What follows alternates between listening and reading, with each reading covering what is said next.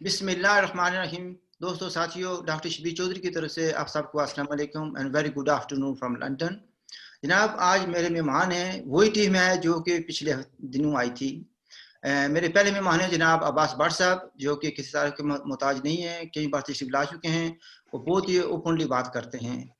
मैं अब्बास भट्ट साहब, welcome to the show. आपसे मैं साथ ये भी कह दूं कि ये कश्मीर नेशनल पार्टी के चेयरमैन भी हैं, ह्यूमन राइट्स एक्टिविस्ट भी हैं, एनालिस्ट भी हैं। तो मेरे दूसरे मेहमान हैं जनाब तनवीर ज़मान खान साहब, जो कि एक मशहूर साफ़ी हैं, कई किताबों के मुसन्निफ़ हैं। और यानी आज प्रोग्राम लेट इसलिए कर रहे हैं कि तनवीर साहब जो है ना पहले किसी दूसरे चैनल पर मौजूद थे। तो तनवीर साहब, welcome to the show. Thank you very much. जब देखिए जी, बहुत बातें हो रही थी 13 अक्टूबर के हवाले से, ठीक है जी, ये होगा, वो होगा, आर होगा, पार होगा, जो कुछ भी हो गया। अब कुछ लोगों के नज़दीक तो ये बहुत अच्छा कामयाब शो था, ये जलसा कामयाब था। अब नून लीग के जो हैं ज़रा कहते हैं जी 1 लाख आदमी था, जो गवर्नमेंट के हैं वो बहुत कम बता रहे हैं। एक इंडिपेंडेंट चैनल ने कहा है कि तकरीबन 70,000 के लगभग है, इसके ऊपर आदमी 70,000 के ऊपर उसने कहा। जब जिस चैनल ने ये कहा उसको जाड़ भी बड़ी है, यानी हुकूमत की तरफ से भी, आपने ये क्यों कह दिया। आम अंदाजे के मुताबिक ये था कि 50 के लगभग जो है ना लोग थे। अब मसला ये नहीं है कि 50 थे या 60 थे या 40 थे या 45 थे, ये नहीं है कि एक कामयाब शो था। इसमें यहाँ पर कुछ चीज़ों को, फैक्टर्स को देखना पड़ता है कि लोग कहते हैं जी इमरान का रिकॉर्ड नहीं टूट सका। भाई, इमरान का जो जलसा था वो इमरान का नहीं, वो जनरल पाशा का जलसा था। एक बात है, वो दिसंबर में नहीं हुआ था, वो अक्टूबर में हुआ था। अक्टूबर का मौसम कुछ और होता है, दिसंबर के सेकंड वीक का मौसम कुछ और होता है, यानी सर्दी भी थी। उस वक्त कोरोना नहीं था, इस वक्त कोरोना भी है। और इस वक्त साथ ये था कि तो इस वक्त रुकावटें बहुत सी, यानी 101 जो है रुकावटें डाली गई हैं। यानी मीनार पाकिस्तान को एक लिहाज से जीर बना दिया गया था और धमकियां दी गई लोगों को, तरह तरह की रुकावटें डाली गई। उस वक्त किसी के मुद्दी के जनरल पाशा के सामने कोई रुकावटें डाले, ये सारे फैक्टर्स थे। फिर एक बात ये भी थी कि देखिए उस वक्त मीडिया बढ़ चढ़ कर पेश था हर चीज के लिहाज से। इस वक्त मीडिया को रुकावटें डाली जा रही थी, डराया जा रहा था, धमकाया जा रहा था। अभी भी कुछ बातें आई हैं, कुछ बातें सामने नहीं आई। और इसके साथ ही एक चीज और भी देखने वाली है कि दहशतगर्दी की अफवाह भी फैला दी गई थी कि वे जो जाएंगे वो they go on there at their own risk. तो नंबर ऑफ फैक्टर्स थे जिसकी वजह से। और फिर एक बात ये भी है कि अगर मैं गलत नहीं कह रहा तो उस वक्त पीपल्स पार्टी की हुकूमत थी। पीपल्स पार्टी वाली पहली बात है कि वो भी रुकावट नहीं डाल सकते थे, लेकिन उनको ये भी था भी चलो इमरान खान अगर कुछ वोट्स काटेगा तो वो नून लीग के काटेगा, हमारा कोई फर्क नहीं पड़ेगा ज़्यादा। तो जरा नंबर ऑफ फैक्टर्स जिसकी वजह से अगर आदमी कम भी हुए तो उसकी वजह ये भी हो सकती है। और एक बात ये भी है कि मसलन एक साफी से बात हुई है, वो कहता है जी कि 4 बजे तक तो मैं वहां पर मौजूद था और जलसागाह फुल था। लेकिन उसने कहा कि हमारे यहाँ के तरीकाकार ये बन गया कि लीडरशिप जो है ना एक का टाइम दिया हुआ है, तो उसने कहा कि 4 साढ़े 4 तक मैं रहा, वहां रहा, सुबह 4 तक रहा। उस वक्त लीडरशिप का पता ही नहीं था।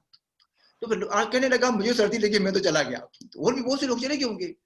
तो एक बात है, टाइमिंग का भी बड़ा मसला था। तो बट साहब, मैं आज आपसे स्टार्ट करना चाहता हूँ कि जो मैंने फैक्टर्स थे, जो आपके पास जहन में कुछ और भी बातें होंगी, तो आप इस जलसे को कामयाब कह रहे हैं या नहीं कह रहे, या इसको कैसे देखते हैं।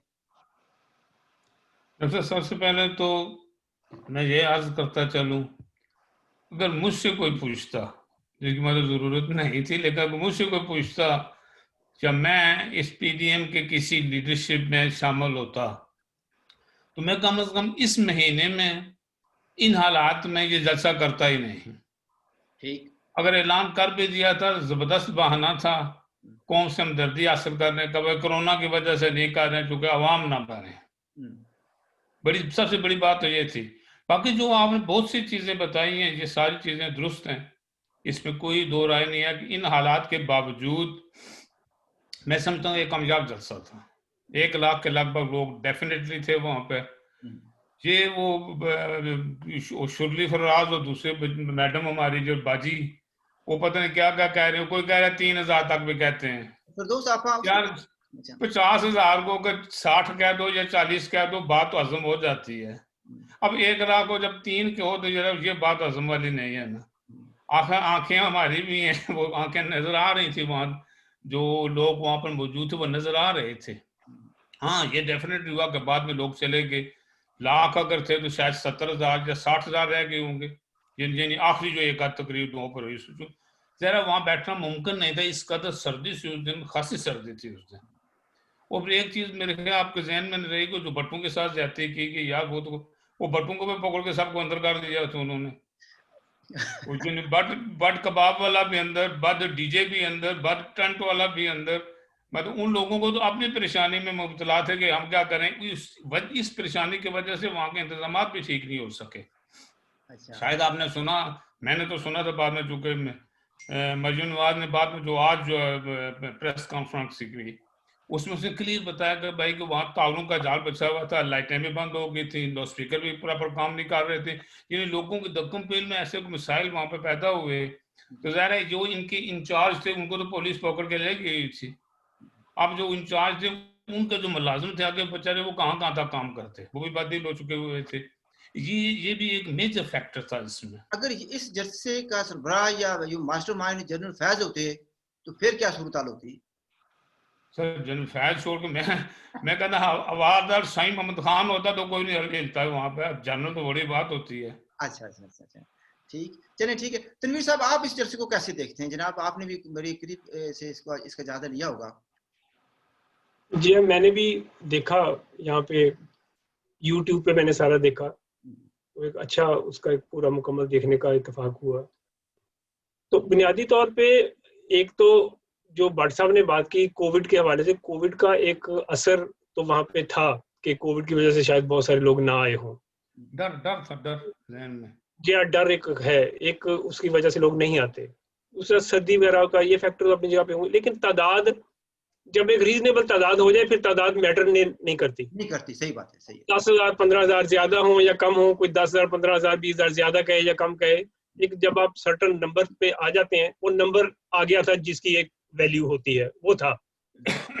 अब उसकी तादाद क्या थी हमने गिने नहीं है, ना ही कि किसी और ने गिने हैं, सब अपने अपने अंदाजे और अपनी अपनी पसंद और नापसंद के मुताबिक फिगर बता रहे हैं। इन जलसे को कामयाब कहा जा रहा है कि जलसा कामयाब था, इसलिए वो अब ये भी पीडीएम वालों ने, ये पीडीएम वालों का डिसीजन होगा कि वो कामयाब था या नहीं था, ये उन्होंने करना है। हम तो उसका एक एनालिसिस कर सकते हैं कि उसमें क्या क्या हो सकता था, क्या क्या हुआ और क्या डेवलपमेंट हुई। अगर हम पाकिस्तान के मुख्तलिफ तहरीकों का, कम से कम पिछली 4 तहरीकों का अगर जायजा लें, कि अयूब खान की तहरीक थी तो वो एक बड़ी खुदरो एक स्टूडेंट्स ने स्टार्ट की और एक बड़ी आहिस्ता बढ़ की तहरीक, बाद में उसको पीपल्स पार्टी ने बढ़ के कैश किया, उनके फिर आगे भुट्टो साहब के याया के साथ रिलेशन भी थे और सारा सिलसिला आगे हुआ। फिर उसके बाद आप देखें कि पीएनए की मूवमेंट आती है 77 में, वो सारी की सारी एक एस्टेब्लिशमेंट की स्पॉन्सर्ड थी एक तरह से, और उसके अंदर पूरे का पूरा उनकी फंडिंग और बीच में अमेरिका के डॉलर भी साथ चल रहे थे। उसके अंदर उसकी कामयाबी के वजूहत समझ आती है कि एस्टेब्लिशमेंट मुकम्मल तौर पे बैकिंग पे है। इसलिए जो पार्टिसिपेंट्स हैं उनको किसी चीज का डर नहीं है, स्टेट अगर उनके साथ है उनको किसी चीज का डर नहीं है। वो बता मार दें, वो वहां पे नारे जो मर्जी लगाएं, वो वहां पे किसी किस्म की वायलेशंस करें, उनके लिए किसी किस्म का डर नहीं है। अब आपने दूसरी का जिक्र किया तो वो एक पूरी एस्टेब्लिशमेंट की स्पॉन्सर्ड थी। तीसरी फिर एमआरडी की मूवमेंट आती है। एमआरडी की मूवमेंट जो थी वो एस्टेब्लिशमेंट के खिलाफ मूवमेंट थी, उसके अंदर बड़ी जद्दोजहद थी लोगों, उसके अंदर आप देखें लोगों को फांसियां दी जा रही हैं, कोड़े लगाए जा रहे हैं, जेलों में डालना जा रहा है, लोगों को हरास किया जा रहा है, हर तरह की जो एक रियासत की तरफ से जबर हो सकता है वो सारे का सारा उस मूवमेंट में मौजूद था।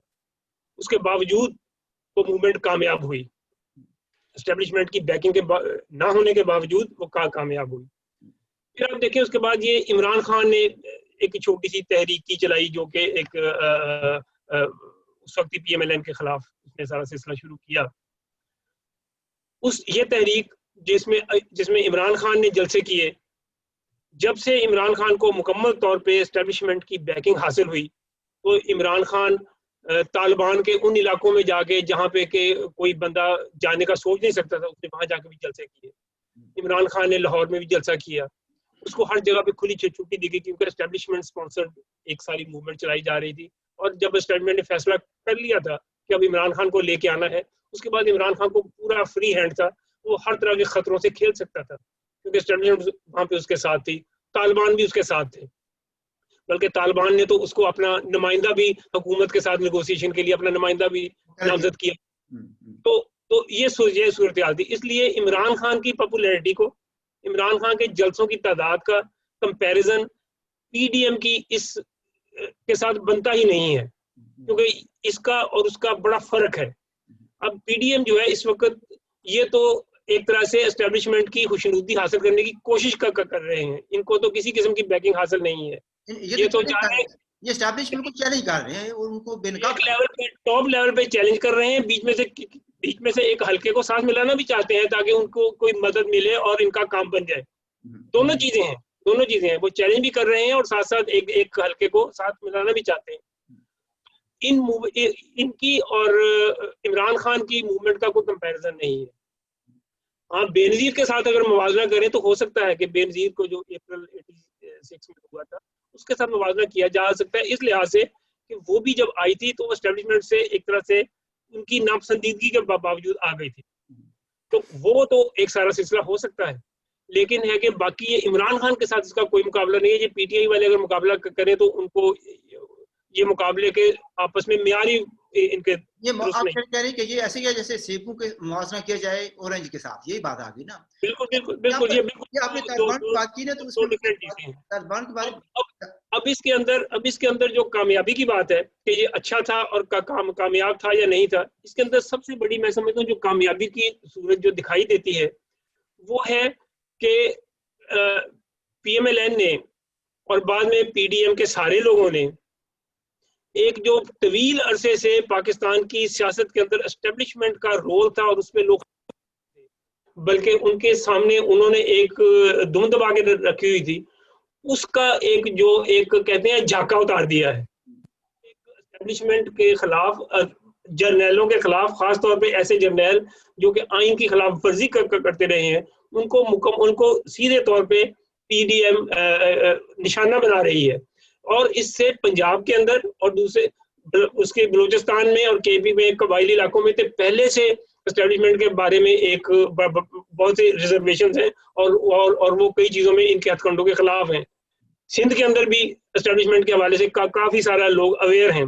पंजाब के अंदर एक ये इशू था कि पंजाब में लोग सियासत तो देखते थे, जमहूरियत की बात तो करते थे, लेकिन उनका एस्टेब्लिशमेंट के बारे में और फौज के बारे में, जो फौज का रोल रहा है पाकिस्तान की सियासत में, पाकिस्तान की मुईशत के ऊपर जो उनके असरात रहे हैं और जो उनका मुसलसल एक बढ़ता हुआ अमल दखल है, उसके ऊपर मैं समझता हूँ जो एक लोगों की एजुकेशन हो रही है, जो लोगों के अंदर एक उसके हवाले से अवेयरनेस मिल रही है, वो एक कामयाबी की सबसे आला चीज़ है, जो कि मैं समझता हूँ बहुत अच्छी चीज़ है कि लोग जो है वो तमाम इदारों के किरदार और इदारों के जो उनके सियासत के ऊपर और लोगों के आम रहन सहन के ऊपर असरात मुरतब होते हैं, उससे लोगों की जो आगाही हो रही है, ये एक नायाब चीज है जो कि पहली दफा पाकिस्तान की सियासत में हो रही है। बिल्कुल, ये अवेयरनेस बड़ी जरूरी थी। अच्छा, एक दो पॉइंट मैं यहाँ पर करना चाहता हूँ कि जब एक तो ये कि जब तालिबान का आपने जिक्र किया कि इमरान खान को फ्री हैंड था, जहाँ चाहे जलसा कर सकता था,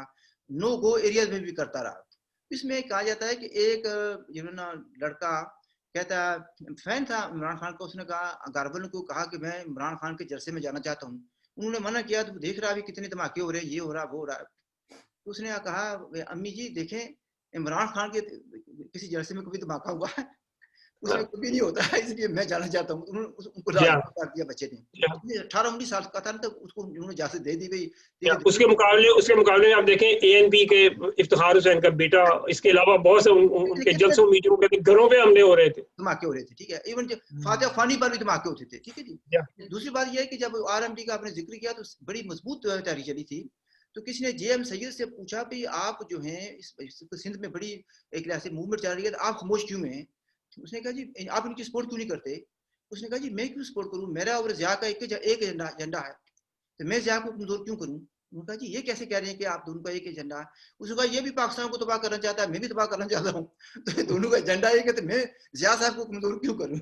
अच्छा, मैं आप भट्ट साहब से बात करना चाहता हूँ। मेरा नहीं ख्याल जेएम सैयद ने ऐसा कुछ बयान दिया था कि वो भी तबाह करना चाहता है। वो कहता है कि वो तबाह कर रहा है, तो मैं कहता हूँ कि चलो जो एक नाजायज चीज थी उसको वो खत्म कर रहा है। अब इसने इसी तरीके उसी के हाथों से हो जाए। अब मेरे पास उसकी कटिंग तो नहीं है, लेकिन मैंने जिस बयान किया इसी तरीके से पढ़ा था मैंने। अच्छा भट्ट साहब, मैं आपसे बात करना चाहता हूँ जनाब। भाई आप यानी 13 वाला तो खत्म हो गया, ठीक है जी। अब इसके यानी कम से कम जनवरी के एंड तक कोई कुछ होने वाला नहीं है। अगर हुआ भी तो मैं समझता हूँ कि फरवरी के सेकंड वीक में होगा। तो ये तकरीबन 2 महीने बन जाते हैं। इतनी लंबी खामोशी आखिर किस लिए?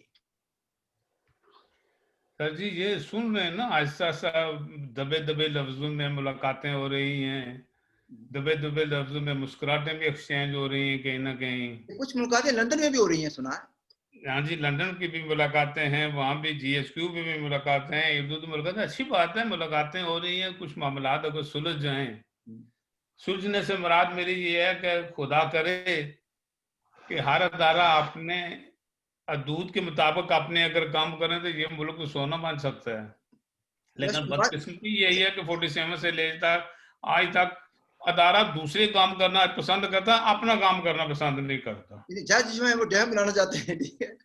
जज आप डैम बनाना चाहते हैं तो हजारों के हिसाब से उनके जो मुकदमे पड़े हुए उनके फैसले नहीं हो रहे हैं। बल्कि ये जब भी मैं कई जगह पढ़ रहा था कि तकरीबन हर जगह जो भी दुनिया का डिपार्टमेंट आपको मिलेगा ना, वहाँ क्यों लगे हुए हैं। पाकिस्तान पिछले 2.5 सालों में इतने हालात खराब कर दिए उन्होंने कि मामला सुलझा नहीं रहे हैं, मुकदमे सुन नहीं रहे हैं, वो दूसरे के कामों में टांगे उड़ा के जज भी बैठे हुए हैं, वकील भी बैठे हुए हैं, जर्नैल भी तो अपना काम छोड़ के दूसरे काम, वो कहते हम लड़ते नहीं है, देखो आप दूसरे काम कर रहे हैं। भाई मुझे अगर मैं स्कूल टीचर हूँ तो मुझे पढ़ाने के लिए तनख्वाह मिलती है, तो मैं पढ़ाऊंगा नहीं तो मैं बंदूक उठा के बॉर्डर पर चला जाऊंगा, तो मैं कोई काम नहीं कर सकूंगा। ये सबसे बड़ा मसला इस मुल्क का यही रहा है और अब तक है। वो जिस तरह जनाब ने फरमाया कि ये पॉसिबिलिटी है कि शायद इससे कोई बेहतरी निकल आए। ये 13 असल में आखिरी नहीं है, 13 मेरे ख्याल में कहता हूँ, मैं तो कहता हूँ ये शुरुआत अभी हुई है। असल में उन्होंने ये कहा कि सेकंड फेज कुछ न कुछ होगा जरूर, अभी सेकंड फेज शुरू हो रहा है, हो गया बिल्कुल। तो वैसे भी जलसे जुलूसों से तो मेरे ख्याल में आज तक पाकिस्तान की हिस्ट्री में कोई हुकूमत नहीं गिरी, उसके बाद जो मामला आते हैं उसी में चेंजेस आती हैं। यानी अल्लाह करे कोई बेहतरी की सूरत निकले। लेकिन वैसे तो डॉक्टर साहब इसके अंदर जो है, जो आप अगर देखें कि जिस तरीके से PDM अपना एक मोमेंटम बना रही है, चला रही है, उसमें लगता है कि वो खुद भी कोई बहुत ज्यादा कोई गर्मा गर्म काम नहीं करना चाहते। वो चाहते हैं कि जिस स्टेज पे भी काम कोई सेटलमेंट हो जाए, कोई सिलसिला अंडरस्टैंडिंग हो जाए तो अच्छा है।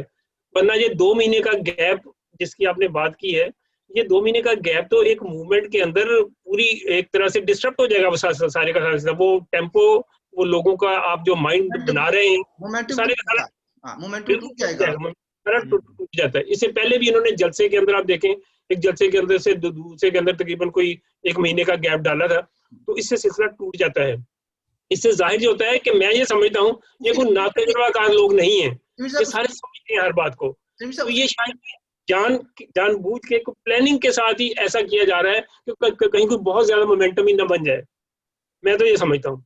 देखिए ना, उसको मैं भी इसलिए से देख रहा हूँ ना भाई, बात ये आती है भाई ये ना हो कि मामला आज से बाहर निकल जाए, कंट्रोल में ना रह जाए।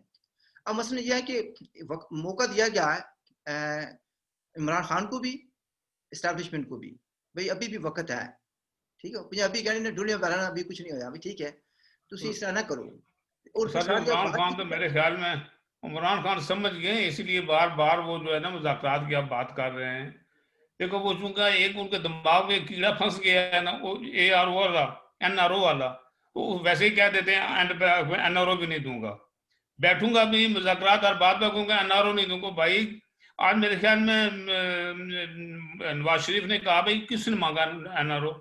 कोई ऐसा दुनिया का सबूत है इस शख्स के पास के NRO दूंगा? नहीं दूंगा। भाई मांगा किसने? आज तक नाम नहीं बताया है इसने किसी को। क्या बातें अभी पहले जो बातें की हैं, जितनी भी की हैं, हंड्रेड्स ऑफ बातें की हैं और यू टर्न भी करता रहा है, किसी बात का सबूत दिया कभी उसने? उसको दिखाता था कि मैं हमेशा इसी तरह कहता हूँ उसने उसका। लेकिन एक बात है, आप बताएं इसका भी करेक्ट जाना इमरान खान को, भाई जो मर्जी कह ले, जितने मर्जी झूठ मार ले, जितने मर्जी यू टर्न कर ले, उसको उसके जो हमायती हैं, जो उसके आशिक हैं, वो कुछ सुनने के लिए तैयार नहीं है। सर आशिक माने ना माने, लेकिन जिन्होंने बनाया वो भी तो नहीं मानते ना ये बात, वो भी तो नहीं कि उसको मना नहीं करते यार झूठ ना लिया कर, झूठ नहीं बोला कर, कोई सच्ची बात भी बता दिया कर। नहीं, उसमें पता है क्या, एक बात इसमें देखने वाली बात ये है कि इस वक्त जो ये तीनों फोर्सेस मैदान में एस्टेब्लिशमेंट के सामने है, चौथी एस्टेब्लिशमेंट है बुनियादी तौर पे, इनके जो एस्टेब्लिशमेंट के लिए इस वक्त इस स्टेज के ऊपर PMLN के साथ और पीपल्स पार्टी के साथ उस तरह की डील निगोशिएट करना इमरान खान के मुकाबले में अभी उनको शायद वो सौदा इतना ज्यादा अच्छा फील नहीं हो रहा अभी। एक तो उसकी 2-3 रीजंस हैं। एक तो ये उनकी तवक्कुआत के बरक्स बहुत ज्यादा नाकाम और एक नाअहल नालायक आदमी निकला, बंदा बहुत नालायक, इनकी सारी इंतजामिया, सारी टीम, सारी की सारी नालायक। आप ये कहना चाहते हैं कि बंदा ताबेदार है लेकिन लायक है। वो जो ताबेदारी वाली बात है वो बड़ी दुरुस्त बात है कि बंदा तो उनका एक लॉयल, उनका ताबेदार है, ये अच्छी बात, ये उसने बात बहुत ठीक की है, लेकिन काबिल नहीं है। अब इसके अंदर अभी 2.5 साल मुकम्मल नहीं हुए, तो अगर एस्टेब्लिशमेंट इस तरीके से देख रही है कि अगर दरमियान में से कोई सारे सिलसिले को तोड़ना पड़े तो फिर वो किसी जमहूरी अमल के लिए नहीं वो उसके अंदर इंटरप्शन करेंगे, फिर वो सारा जमहूरी अमल ही लपेटा जाता है।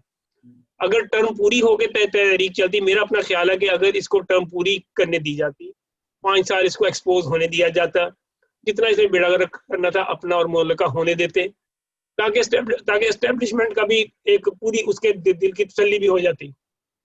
उसके बाद शायद एक इसको सियासी तौर पे इसकी मौत वाक़या हो जाती। अब उसको अगर लेकिन आप दूसरी तरफ ध्यान मेरे नहीं दे रहे हैं ना, मैं एज अकाउंटेंट के आप कह रहे हो, मेरी अपनी लाइन है एक, अगर ये 5 साल पूरे कर लेता है ना तो बाखुदा मिन्नतें करते इसके मुल्क का प्राइम मिनिस्टर भी किसी ने नहीं बनना था। फिर इस मुल्क की हालत इतनी दिगरगुम हो जाएगी अगर 5 साल ये रह गया कि ये मुल्क किसी से नहीं, बड़े बड़े इकोनॉमिस्ट भी इस मुल्क को संभाल नहीं सकेंगे। ये एक हकीकत है। ये बात ठीक, ये बात आपकी दुरुस्त है कि इकोनॉमी जिस तरीके से जा रही है इस वक्त, इकोनॉमी चलिए जी, इसको यहाँ पर मरकज में तो ये हो गया कि आप कह सकते हैं कि नीयरली 2.5 years हो गए, लेकिन KPK में 7-7.5 साल हो गए ना, वहां पर मेट्रो जी आप क्या चाहते हो, मेट्रो बन रही है, ठीक है, उसको धक्के ज्यादा एस्टीमेट से मैं तो ये कह नहीं कोई कामयाब नहीं होगा। मैं तो एक जमहूरी अमल को चलाने वाली बात कर रहा हूँ कि जमहूरी अमल के अंदर नाअहल को भी अगर देखें, अगर कहेंगे जी ये सिलेक्टेड आया है तो पिछले भी तो सारे ऐसे ही आते थे, एस्टेब्लिशमेंट की मंजूरी अप्रूवल आशीर्वाद के बाद ही आते रहे हैं सारे, कोई ऐसा नहीं है जो कि एस्टेब्लिशमेंट के बगैर आया हो और इक़्तिदार में रहा हो। सर जी अल्लाह मियां ने उनके सिर में कुछ डाला होता है, जो दिमाग होता है वो डाला अल्लाह मियां ने, इसमें वो डालना भूल गए ना, उज़बिल्लाह। नहीं ठीक, नहीं दुरुस्त है, ये बात दुरुस्त है, ये बात बिल्कुल ठीक है आपकी। मैं ये कह रहा हूँ कि अगर वो एस्टेब्लिशमेंट ये प्ली ले कि अगर के जी अभी इसको तो आधा टाइम हुआ है, अभी इसको टाइम पूरा दिया जाए, मैं ये बात कर रहा हूँ कि अगर क्योंकि एस्टेब्लिशमेंट भी इमरान खान के साथ PTA के साथ फरीक है इस वक्त, वो मिल के एक फरीक वो है, एक फरीक ये PDM वाले हैं, इस वक्त 2 अलग-अलग फरीक हैं। अगर यहाँ पे PDM की तरफ से कोई आर्गूमेंट होता है तो वो आर्गूमेंट एस्टेब्लिशमेंट के साथ ही होगा, वो आर्गूमेंट अल्टीमेटली जो बात बनेगी वो एस्टेब्लिशमेंट के साथ ही। जो आप अभी व्हाट्सएप फरमा रहे हैं कि मुज़ाकरात कहीं हो रहे हैं, कहीं आंखें चार हो रही हैं, वो एस्टेब्लिशमेंट के साथ ही हो रही हैं, वो कोई शहबाज गुल और ये सारे फराज फरूज के साथ नहीं हो रही, वो सारी की सारी उन्हीं के साथ हो रही हैं। शहबाज गुल वगैरह ये तो सिर्फ शोर मचाने के लिए रखे गए हैं और उनका मकसद कोई नहीं है। शहबाज गिल आप तो उन्होंने एड नहीं सही करते, वो दूसरे को उसका भी नाम शिबली है, आप पता नहीं क्या कह देते हैं। शुरली कहा था मैंने, क्या कहा था? हाँ नहीं चले, वो तो एक अपनी जगह पे है, लेकिन है कि ये सारे का सारा जो सिलसिला है इसके अंदर, अब आप इसके अंदर एक और चीज देखें। अब हमने पहले कुछ अच्छी चीजों की बात की है, अब कुछ ऐसी चीजें देखें कि कॉन्ट्रडिक्शंस कहाँ पे हैं। अब आप देखिए कि PDM के सारे मुकर्रीन स्टेज पे आते हैं, अब लोगों की तवक्कुआत तो ये है कि ये सारे एक हुए हैं और ये सारे एक मिलके कोई ऐसा प्रोग्राम भी देंगे कि अगर हमने कल को गवर्नमेंट को चेंज किया तो हम उसके बाद आपके लिए ये पैकेज लेके आएंगे। वहां तो एक अपने एक हवाले से जो प्रेसिडेंट साहब है, प्रेसिडेंट मौलाना, वो अपना एक शरीयत के नफाज की बात कर रहे हैं, वो तो इस्लामी निज़ाम की बात करते हैं। बिलावल ने पहली दफा आज रोटी कपड़ा और मकान का नारा भी लगाया है। तो ये 2 कॉन्फ्लिक्टिंग फोर्सेस हैं जो कि वहां पे एक प्लेटफॉर्म पे एक मकसद के लिए वहां पे जो कि इस हुकूमत को हटाओ उसके लिए इकट्ठी हुई है। लोगों को इस बात से गर्ज नहीं है कि ये सिर्फ इसको हटाने के लिए इकट्ठे हुए हैं, बल्कि लोगों की फौरी तौर पे तवक्कुआत होती हैं कि अगर हम उस हुकूमत से हमारे साथ इतना इकोनॉमिकली बुरा किया जा रहा है तो ये हमें उसके मुकाबले में क्या देंगे। अगर इसके अंदर कोई लोग अपना एक ऐसा प्रोग्राम ना दें तो फिर अवाम के अंदर मायूसी आती है उससे कि हमें इनसे भी कोई ऐसी तवक्कुआत क्या रखें। साहब उसकी पता है क्या बात किया है ना, सर वो मुक्त इसका एजेंडा जो प्रोग्राम नजर दे आता भी है नहीं ना, सकते। जो एजेंडा नजर आता है ना वो ये है कि इनका ये नहीं कि इन्होंने यानी एक जमात के तौर पर उन्होंने इलेक्शन लड़ना है। उनका मतलब ये कहने का कि ये इतने 70 odd years जो हो गए हैं एस्टैब्लिशमेंट कंट्रोल कर रही है, उसका जो रोल है उसको खत्म किया जाए, उसके बाद इलेक्शन उन्होंने अपने अपने तौर पर लड़ना है। तो वो कह चुके हैं, ये तो मुकद्दस बात कह चुके हैं भाई कि इलेक्शन में हम लोग अपने अपनी पार्टी बेसिस पर जाएंगे, एक दूसरे के खिलाफ इलेक्शन लड़ेंगे। इस वक्त मकसद यह है कि इससे जान छुड़ाई जाए। देखें यही बात है, अगर एक इत्तेहाद है, उस इत्तेहाद के तहत एक आप सेक्रीफाइस करने के लिए लोगों को बुला रहे हैं कि जी हमने लॉन्ग मार्च करना है, उसमें आगे जेल भी आ सकती है, फैंटियां भी आ सकती हैं और मुश्किलात भी बहुत सारी आ सकती हैं। जब आप उसके लिए लोगों को बुलाते हैं तो लोगों के अंदर किसी चीज की एक सेटिस्फेक्शन का होना बड़ा जरूरी है कि कम से कम देखिए एमआरडी जब बनाई गई थी, एमआरडी ने कुछ चीजों के ऊपर इत्तेफाक राय किया था उस वक्त, वो कि उन्होंने बाद में इलेक्शन उस तरीके से नहीं लड़ा के एक दूसरे को कई जगह पे बिट्रे भी किया था, सिलसिला हुआ, लेकिन लोगों के अंदर उस वक्त ये एक उम्मीद थी कि कम से कम कुछ ह्यूमन राइट्स के कुछ बेसिक चीजों के ऊपर कंसेंसस आ गया था। कैदियों की रिहाई का सारों के ऊपर इत्तेफाक राय था, कई चीजों का इत्तेफाक राय था आपस में। ये एक मूवमेंट का ऐसी मूवमेंट जहाँ पे बहुत से लोगों, वहां पे आप मिनिमम भी अगर इत्तेफाक राय कर रहे होते हैं, एक तरफ हुकूमत को हटाना है, दूसरे उसके साथ साथ आप कुछ अपने फ्यूचर के ऐसे प्लान्स के ऊपर भी इत्तेफाक राय जरूर होता है, कम से कम कुछ मिनिमम ह्यूमन राइट्स का, कुछ और राइट्स का आप बात कर रहे होते हैं, सिविल राइट्स की आप बात करते हैं, कुछ आप आजादी की बात करते हैं, प्रेस की आजादी की बात, आप इन चीजों के ऊपर इत्तेफाक राय के साथ आगे बढ़ते हैं, फिर आप लोगों से वो कमिटमेंट ले सकते हैं। आपका ठीक है, कुछ ना कुछ आपको ऑफर करना पड़ेगा कि लोगों को this is what is available if we get it. अच्छा, आप ये बात मैं आपसे ये कहना चाहता हूँ कि भाई ये जिसको हम एस्टैब्लिशमेंट कहते हैं, जिसने इतने अरसे से इतने बड़े अच्छे अंदाज में हर चीज को संभाला हुआ है, कंट्रोल अपना, क्या वो यानी अपने अख्तियारात कम करने के लिए तैयार हो जाएंगे? मेरा तो ख्याल है जी, सर जी मेरे ख्याल में एंड ऑफ द डे अगर वो उन्होंने कोई और इस मुल्क को तबाह करने की प्लानिंग नहीं है, अगर जर्नैलों की भी और सियासतदानों की भी, तो डेफिनेटली दे कैन सी कि पिछले 72 साल जो कुछ हुआ, तो कुछ 72 साल में सारा कंट्रोल मोर लेस सामने या पीछे छुप के या जिस तरीके से भी है वो एस्टेब्लिशमेंट का ही रहा है। सियासतदानों को लाने में, तो हुकूमतें बनाने में, हुकूमतें बिगाड़ने में उनका ही हाथ रहा है। बल्कि मैं तो यहाँ तक भी कहने से कोई शर्म महसूस नहीं करता कि जो इकोनॉमिक सेटअप रहा है वो भी उसमें काफी हद तक, और जो इनकी खारजा पॉलिसी रही है उसमें भी एस्टेब्लिशमेंट का एक हाथ हमेशा मौजूद रहा है, आज भी मौजूद है। उन्हें कम से कम मेरे ख्याल में कुछ न कुछ एहसास हुआ होगा अब तक कि ये मुल्क की जो हालत है इसकी, ये नहीं देखना ये आधार ले के कब तक डिफेंस के अखराजात पूरे होते रहेंगे। आखिर डिफेंस के अखराजात पूरे मुल्क ने भी कहीं से तो पूरे करने हैं ना, तो मेरे ख्याल उनको कुछ न कुछ एहसास अब हो भी चुका है थोड़ा बहुत, क्योंकि इतनी ओपनली कभी भी एस्टेब्लिशमेंट के खिलाफ बातें नहीं हुई है।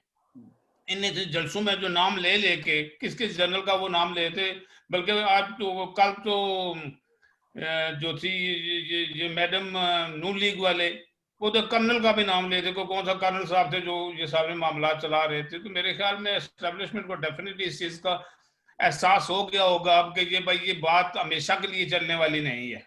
अच्छा तनवीर साहब, आज नहीं तो कल कुछ खराबा पैदा होगा, लिहाजा वो डेफिनेटली हो सकता है उनका भी कोई रोल जो है ना आइन में रख लिया जाए, डू नॉट नो, लेकिन कुछ ना कुछ तब्दीली है, बल्कि मेजर तब्दीली मेरे ख्याल में इसमें आनी चाहिए कि जो एस्टेब्लिशमेंट है उसका रोल क्या है, जुडिशरी का रोल क्या है और पॉलिटिशियंस का रोल क्या है।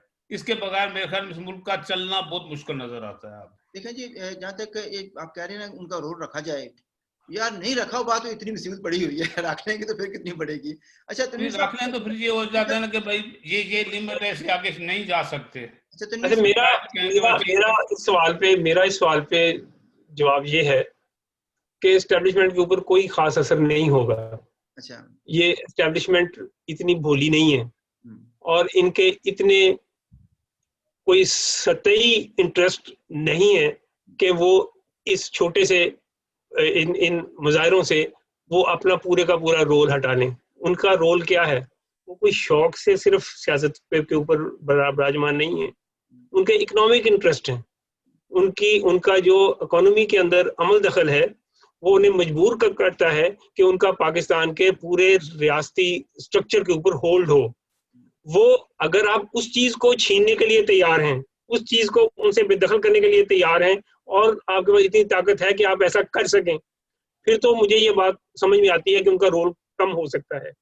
वरना एस्टेब्लिशमेंट का रोल, जिन्हें आलमी इदारे, जिन्हें दुनिया के जो वहाँ के वजीर आजम है, दुनिया के सदूर हैं, सब के सब अगर कहीं बात करने पाकिस्तान से आते हैं तो पाकिस्तान की एस्टेब्लिशमेंट से बात करते हैं, वो सिविलियन लोगों से बात नहीं करते, जिनकी इनकी एक रिकॉग्निशन, एक्सेप्टेंस आलमी तौर पे है कि पाकिस्तान को चलाने वाला ये इदारा है।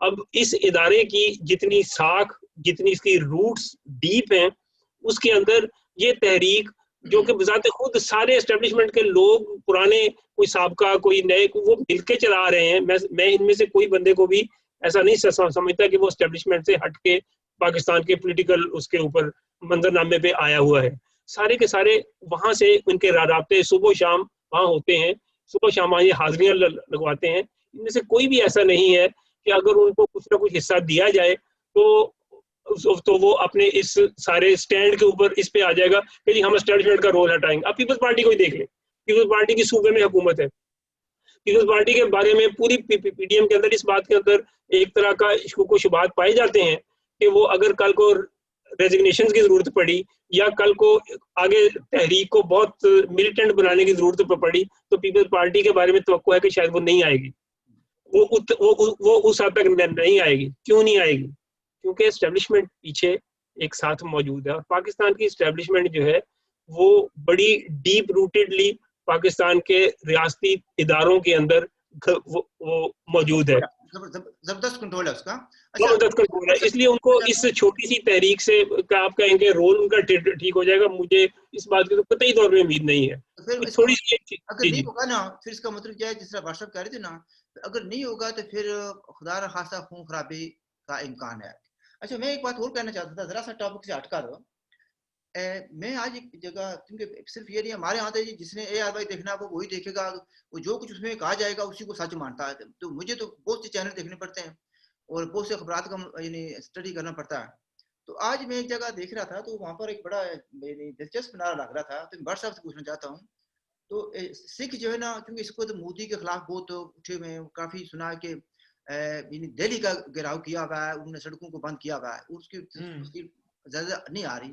मेरी कुछ अभी दोस्तों से बात हुई है तो उन्होंने बताया, तो उसने कहा भी इतने 25,000 सोल्जर्स ने अपने मेडल्स वापस कर दिए। इसके अलावा दूसरे जिंदगी के शोकों के जो लोग हैं उन्होंने अपने अपने मेडल वापस कर दिए।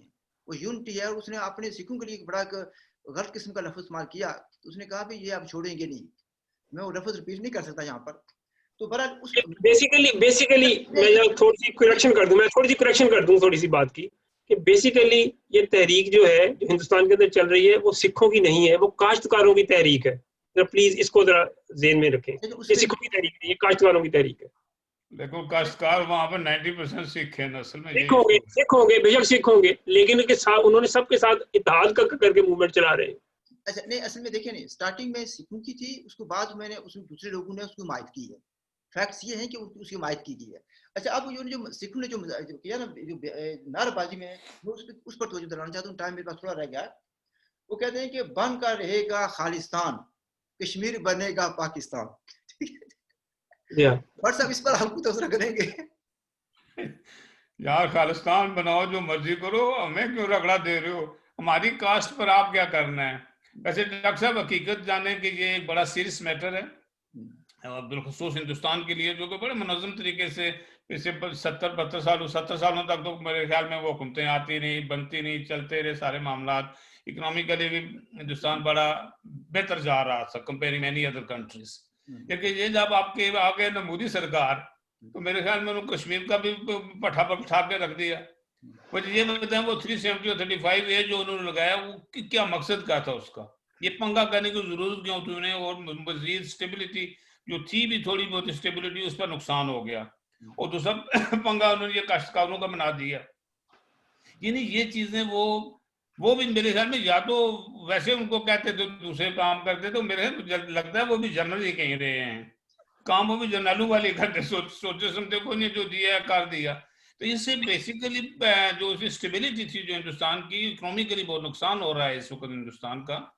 वो मेरे ख्याल में वो इकोनॉमिक नुकसान ऐसे भागने वाले अब नहीं है, वो काफी मजबूत उनकी तहरीक होती जा रही है, दिन ब दिन मजबूती की तरफ जा रहे हैं वो। तनवीर साहब, आप इस पर कोई तबसरा करेंगे? वजह साफ इसलिए कह रहा हूँ कि कुछ लोग ये कह रहे हैं ना कि मसला ये बन जाता है, अगर जम्मू कश्मीर के लोग अपने हकूक मांगे आज़ाद कश्मीर से या गिलगित में मांगे तो कहते हैं जी ये इंडिया के एजेंट हो गए हैं। अगर बलोच मांगे अपने हकूक मांगे तो वो भी इंडिया के एजेंट हो गए। पीडीएम को भी इंडिया का एजेंट बना दिया गया है।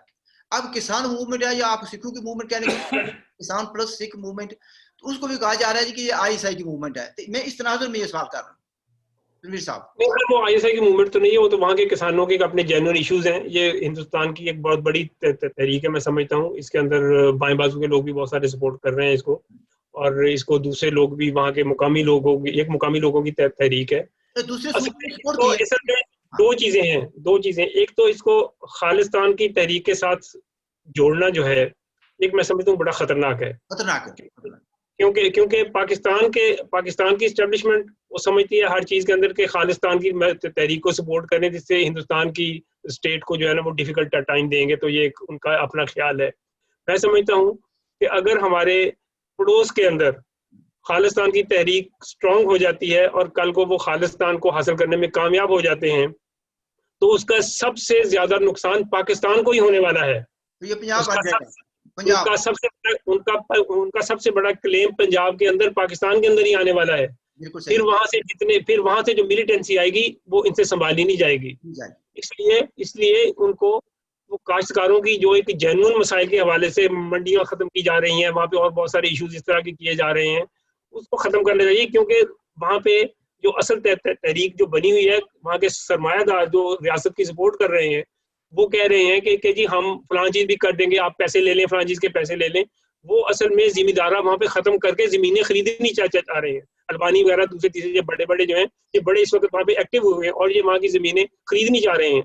तो ये जो सारा एक सिलसिला है, मैं समझता हूँ वहाँ के गरीब काश्तकारों के खिलाफ साजिश हो रही है।